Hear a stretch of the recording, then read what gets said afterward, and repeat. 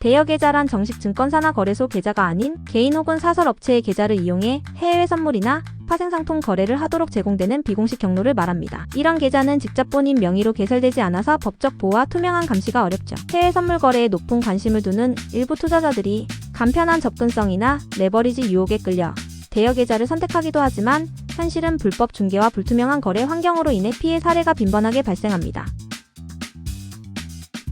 가장 흔한 피해 사례 중 하나는 사설 대여계좌 업체가 일방적으로 서버를 종료하거나 접속을 막아 거래 자체를 불가능하게 만드는 경우입니다. 피해자들은 계좌 잔고를 확인하기도 전에 접속이 끊겨버리고 업체 측은 사정없이 연락을 끊어버리죠. 이런 상황에서 투자자들이 법적 조치를 취하기 위해서는 계좌 명의, 계약 내용 등 다각도의 증거가 필요한데 대여계좌 특성상 명의가 불투명하니 소송 과정이 복잡해집니다. 결과적으로 투자금 전액을 잃거나 일부를 회수하는 데도 긴 시간이 걸리는 것이죠.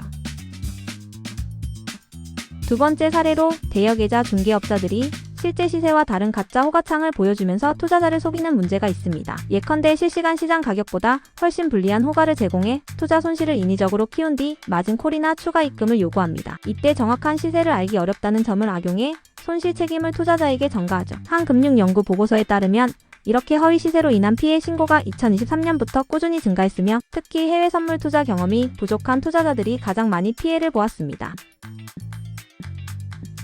세 번째로 해외 선물 대여계좌 업체가 불투명한 수수료 체계를 적용해 투자자의 이익 상당 부분을 무단으로 차감하는 경우가 보고됩니다. 합법적 증권사 계좌라면 거래 내역과 수수료가 투명하게 확인되지만 대여계좌는 수수료 항목이 명확하지 않거나 제시된 계약서 내용과 달라질 수 있습니다. 간혹 프로그램 사용료나 금융감독원의 감시를 피하기 위한 세금 납부 같은 명목으로 추가 비용을 부과해 수익이 발생해도 실질적으로 남는 금액이 적어지는 문제가 발생합니다.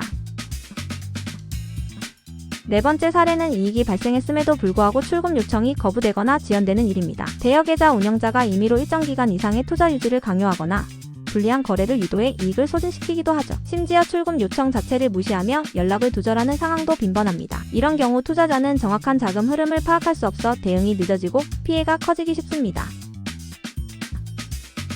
다섯 번째로 해외 선물 대여계좌 업체가 금융당국에 적발되면 해당 계좌 자체가 동결될 위험이 있습니다. 이미 수사를 받는 업체와 결탁해 거래를 진행했다면 투자자는 합법적 보호장치가 전혀 없는 상태에서 자금을 잃게 되죠. 실제로 최근 해외 선물 관련 불법 브로커 단속 과정에서 대규모 동결 조치가 취해졌고 업체와 관련된 대여계좌 이용자들이 피해를 입었다는 구체적 통계가 금융감독원 보고서에 기록되어 있습니다. 정리하자면 해외 선물 대여계좌는 규제 미비와 불법적 요소가 얽혀있기 때문에 부당한 손실 위험이 큽니다. 최신 자료와 피해 사례를 보면 금융사기 유형에서 대여계좌가 차지하는 비중이 점차 커지고 있음을 확인할 수 있습니다. 예방을 위해서는 공식적으로 검증된 계좌를 사용하고 중개업체에 대한 면밀한 조사를 거쳐야 합니다. 아울러 정상적인 시세 정보를 지속적으로 모니터링하고 소액 출금 테스트 등을 통해 위험 징후를 미리 파악하는 태도가 중요합니다.